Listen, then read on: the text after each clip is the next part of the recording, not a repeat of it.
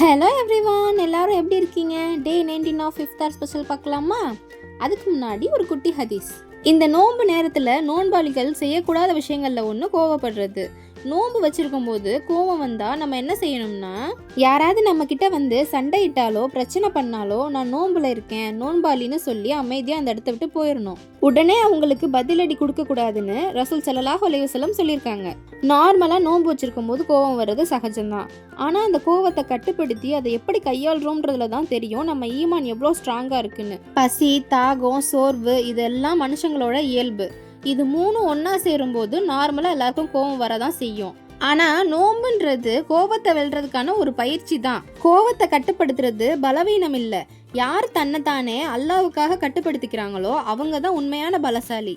நோன்பு வைக்கிறது நம்ம உணவை குறைக்கிறதுக்கு மட்டும் இல்லை, நம்ம அகங்காரத்தையும் குறைக்கிறதுக்கு தான்.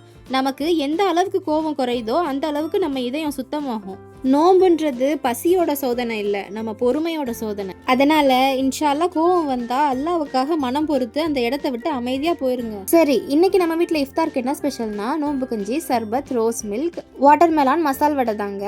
அப்படியே உங்க வீட்டில் இஃப்தாருக்கு என்ன ஸ்பெஷல்னு மறக்காம கமெண்ட்ஸ்ல சொல்லுங்க. ஓகேங்க, நான் வேற ஒரு வீடியோல பார்க்குறேன். பாய்.